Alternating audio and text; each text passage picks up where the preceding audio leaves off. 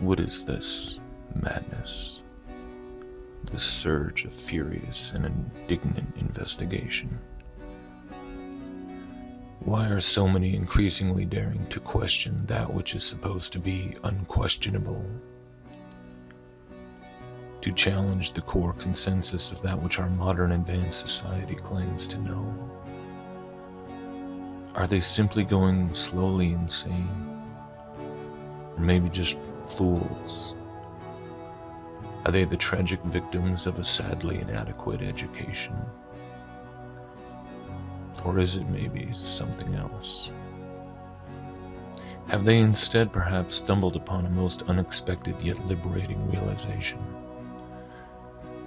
The realization that our most fundamental of human faculties have in fact not been rendered obsolete by this cumulation of so-called higher knowledge, and the staggeringly simple conclusion that our own senses and observations can indeed be trusted. For it is truly this question of trust which itself propels so much of this controversy, so much of this zetetic madness. Because we live in a day and age whereby we are taught from birth to put our blind faith in the sum total of humanity's accomplishments, and to trust wholeheartedly in the assumption that collectively mankind's inevitable progression is always in the direction of truth and understanding. Yet in this period of history exists a growing minority of those of us who have been forced to concede that this is certainly not always the case. To wake up and recognize that this idolatry of our own selves is in fact very fertile soil for mixing science with fallacy and confusing knowledge with presumption. And so this rediscovered zetetic ethic, this ethos, it is the rejection of this unspoken cultural code which implies that the pursuits of scientific observation and experimentation are no longer the purview of the ordinary individual, and that all relevant scientific inquiry has now been relegated to the realms of government institutions, peer-reviewed academia, and corporate interests. We must insist on never overlooking the inherent danger of making the misguided assumption that none of these public or private establishments could ever be abused, whether by simple error or malicious intention. And so we seize back for ourselves this simple right to question, to test, to inquire, to verify.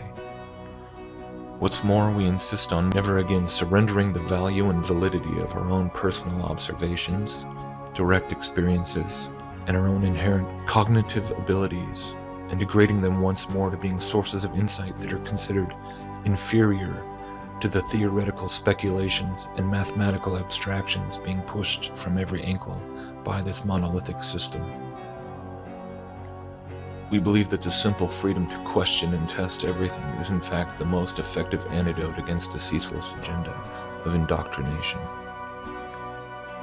And this, I believe, is what lies at the heart of this zetetic philosophy. It is something which touches so much more than just the matter of the shape of the earth, the nature of the cosmos, or all questions of a scientific nature. It encompasses practically everything which holds meaning and importance in the course of human experience. We are by nature questioners, and when this freedom to question is removed, whether by overt action or more often by sway of social conformity, this is what paves the way for true science to degrade into scientism, and for authentic democracy to erode into mob rule. We question because we recognize that at the end of the day, we really have nothing of consequence to lose by doing so, but on the other hand, we have potentially an unimaginable amount to lose if we do not.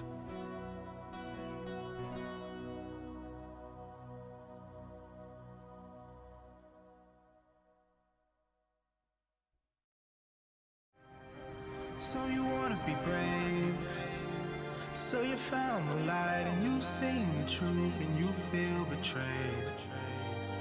Well, it comes with cost, a price too large, 'cause if we're really just born to die, I'd rather not have been born.